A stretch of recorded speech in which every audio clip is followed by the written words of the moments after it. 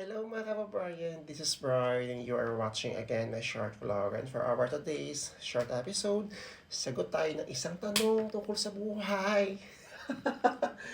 Sa buhay-buhay, sa buhay sa Croatia, buhay abroad, ayan. So, from Private Anate, I love you, ayan. Yung dahan-dahang lumalabo at nakakalimutan yung pangarap kasi mas kailangang unahin yung realidad ng buhay. Okay, I decided na magbigay ng komento dito sa komento dahil recently, I know marami sa atin yung nakaka-experience na, alam mo yun, we feel burnt out, we feel so tired, and we think na, alam mo parang wala namang nangyayari doon sa mga ginagawa natin everyday, kahit pa na binubuhos natin lahat yung efforts natin. Diba? Sa trabaho, sa buhay, and doon sa dreams na talagang gusto natin sa buhay natin.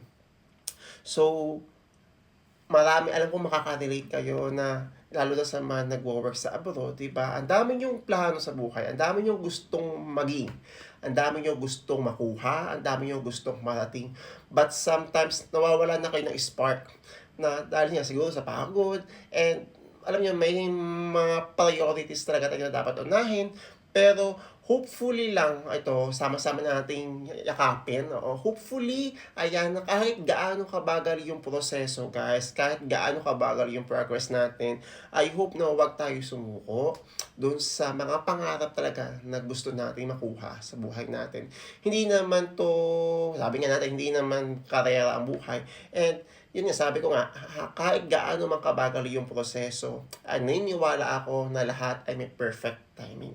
Okay? So sana wag mawala yung spark. Pilitin natin na i-lift yung sarili natin, na i-motivate yung sarili na, ilan ba i-lift? Basta yun, i-motivate yung sarili natin na, hindi, mangyayari to, maniwala lang tayo doon sa perfect timing.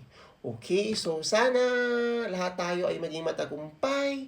Sana lahat ng mga gusto natin ay makuha natin.